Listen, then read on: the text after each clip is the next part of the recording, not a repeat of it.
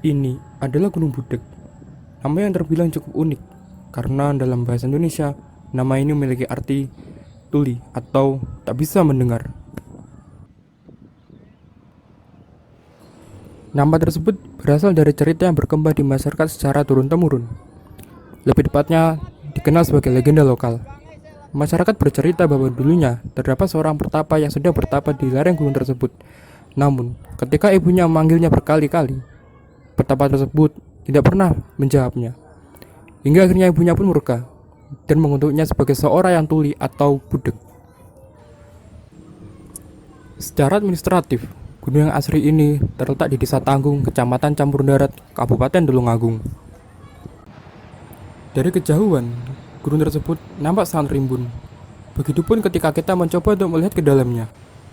Ada banyak pepohonan dan juga semak-semak belukar. Jika kita amati, ribuan tersebut berasal dari pohon-pohon yang baik jumlahnya. Namun, ketika kita mendekatinya, pohon-pohon tersebut sebenarnya berukuran tidak terlalu besar. Diperkirakan bahwa usianya pun masih berkisar antara 10 hingga 15 tahun. Namun, kondisi rimbunan saat ini sangat jauh berbeda dengan Gunung Budek pada tahun 2003 dan tahun-tahun sebelumnya. Dikisahkan bahwa dulunya pada tahun 2003, Gunung Budek termasuk dalam kategori lahan kritis. Ini semua disebabkan karena hutannya sangat gundul. Dan untuk mengetahui hal tersebut secara langsung, saya mencoba menemui salah satu tokoh yang pernah secara giat aktif melakukan rehabilitasi hutan tersebut. Jadi kalau ditanyakan mengapa dan kenapa Gunung Budek sampai saat itu terjadi gundul, itu yang pertama begini. Karena di sekitar Gunung Budek itu sendiri dan masyarakat itu ketergantungannya terhadap ekonomi, sehingga mereka tidak segan-segan selain dia untuk menghidupi hewan ternak yang dia punya, akhirnya kan juga mengambil kayu-kayu itu, kayu-kayu yang diperkirakan bisa laku dijual, itu baru mereka potong dengan alasan mereka mengambil itu untuk makanan ternak. Kemudian yang tua itu kayu yang agak besar itu akhirnya diteres, sehingga nanti beberapa hari kayu itu akan kelihatan mati.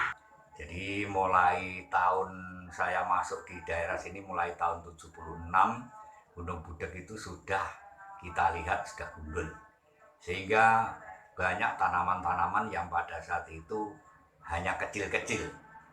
Sehingga mulai tahun 2003 kami dan kawan-kawan mulai memikirkan nasib Gunung Budek ini seperti apa apabila sejak dulunya itu tertanami dan ada pohon-pohon yang ada di gunung, sehingga suasananya akan semakin baik.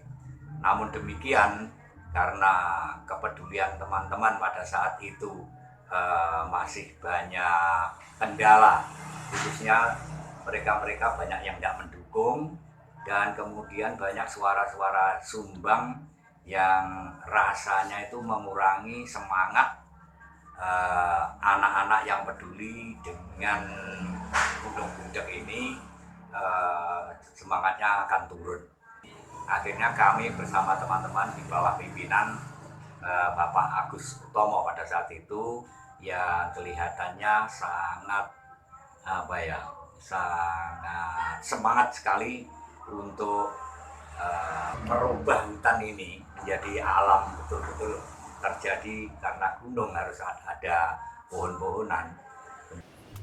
Untuk memberikan gambaran mengenai Gunung Budek pada tahun 2003 yang sempat mengalami penggundulan, saya mencoba memberikan ilustrasi sebagai berikut.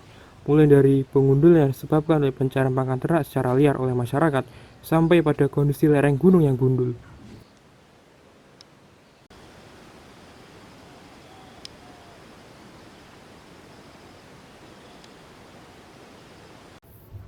Untuk mengetahui secara lebih lanjut bagaimana proses penyelamatan hutan Gunung Budek dari lahan kritis menjadi lahan yang kembali hijau, saya mencoba mewawancarai Bapak Agus, sosok yang namanya baru saja diceritakan oleh Bapak Samsuri Rizal sebagai seorang pimpinan.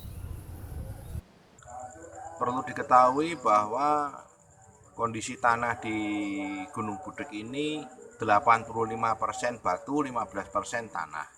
Nah, strategi yang kami lakukan untuk menghidupkan kembali aneka jenis tanaman itu adalah melakukan pengkayaan tanaman, melihat jenis tanaman apa, ketika musim kemarau mereka tetap bisa hidup. Karena tidak semua pohon bisa hidup di lahan yang sangat kritis itu. Jadi rumus yang paling utama adalah melihat jenis tanaman apa yang ada di situ, dan itu yang kita optimalisasikan di dalam pembuatan bibit dan penanaman kembali.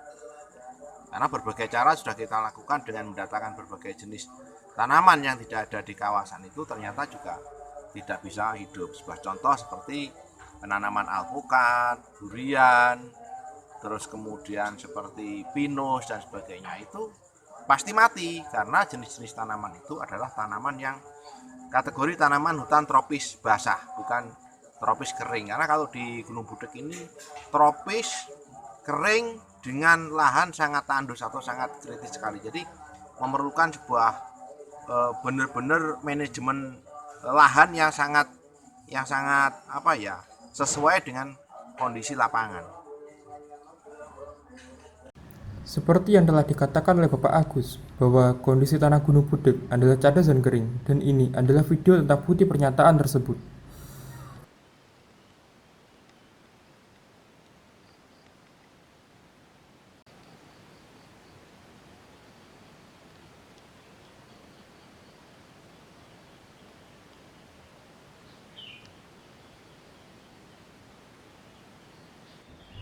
Dalam penelusuran yang saya lakukan, ada beberapa tanaman pohon yang mendominasi hutan Gunung Budak.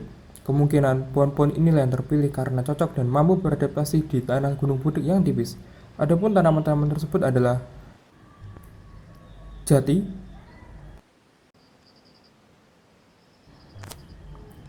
dadabe,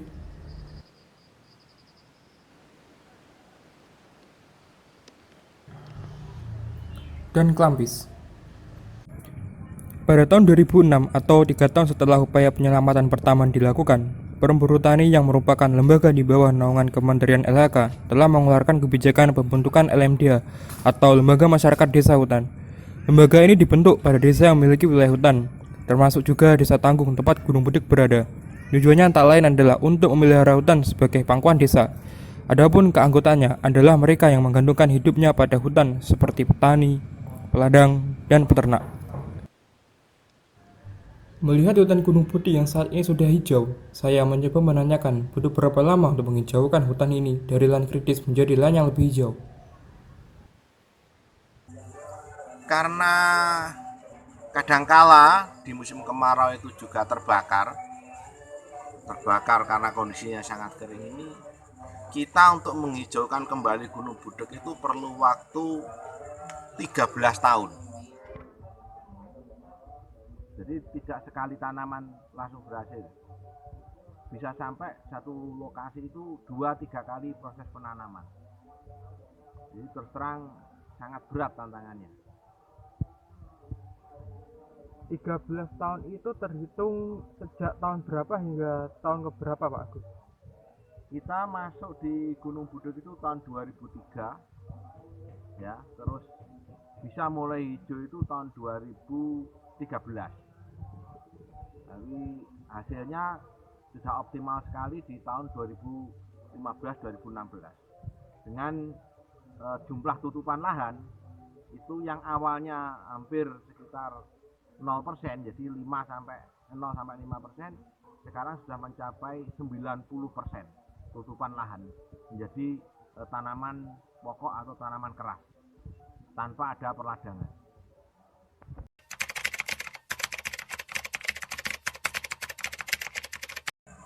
Pertama, kawasan hutan lindung di kawasan perhutani itu tidak ada anggarannya.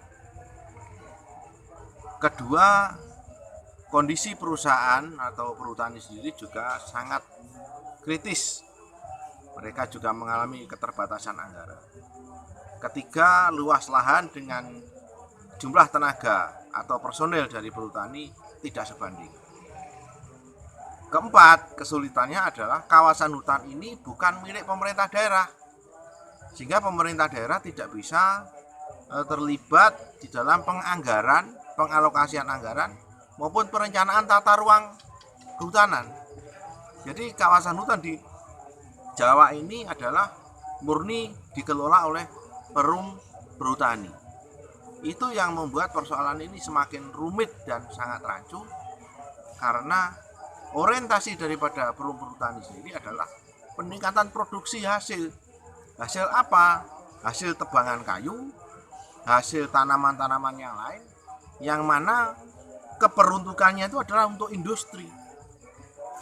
Sedangkan kondisi Gunung Budik ini sudah kritis, berbatu, ya secara otomatis mereka tidak akan menganggarkan karena dianggap juga tidak menguntungkan dari sisi manajemen perusahaan. Nah, kita sebagai masyarakat yang terdampak, mau tidak mau, ya kita harus peduli, kita harus melakukan kegiatan itu, karena yang paling merasakan itu bukan perhutani, tapi adalah masyarakat di kaki gunung itu sendiri.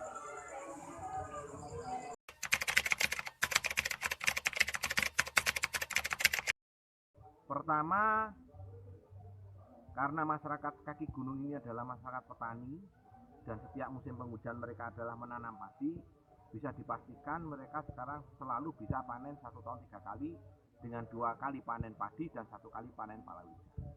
Sebelum kondisinya hijau, itu dulu setiap musim penghujan di bulan Desember sampai dengan Maret, mereka kesulitan sekali menanam padi akibat dari luapan air yang dari puncak gunung itu seringkali menggenangi persawahan dan tidak segera habis airnya. Drainasenya jelek, jumlah air yang turun di persawahan itu sangat banyak, dan lahan juga tidak subur karena terlalu becek, sehingga populasi cacing yang berada di dekat padi itu pertumbuhannya melebihi dari batas normal. Itu menyebabkan padi pun juga menjadi mati atau tidak bisa tumbuh secara sempurna. Nah, setelah itu karena jumlah vegetasinya meningkat bisa mencapai 90%, lahannya menjadi teduh. Sekarang kehidupan masyarakat berkembang, tidak hanya pertanian, tapi banyak sekali sekarang yang menjadi pedagang. Kemudian pariwisatanya maju, dan permasalahan-permasalahan lingkungan yang lain tidak ada. Misal kalau musim penghujan tidak ada lagi batu yang turun ke bawah, tanah yang longsor, banjir, dan sebagainya. Keberadaan Gunung Budik sangat berkaitan erat dengan keberlangsungan hidup masyarakatnya. Sebagian besar masyarakat bekerja sebagai petani dan peternak. Kondisi masa lalu Gunung Budik yang memprihatinkan mungkin disebabkan juga karena pemanfaatan hasil alam yang tak berkelanjutan. Namun, wawancara saya dengan Bapak Samsul Rizal dan Bapak Agus Utomo telah memperlihatkan bahwasanya beraksi mandiri untuk menyelamatkan hutan Gunung Budik adalah suatu keharusan. Sebelum kerusakan tersebut menjadi pembawa bencana yang sedikit demi sedikit mengancam masyarakat yang kurang peduli.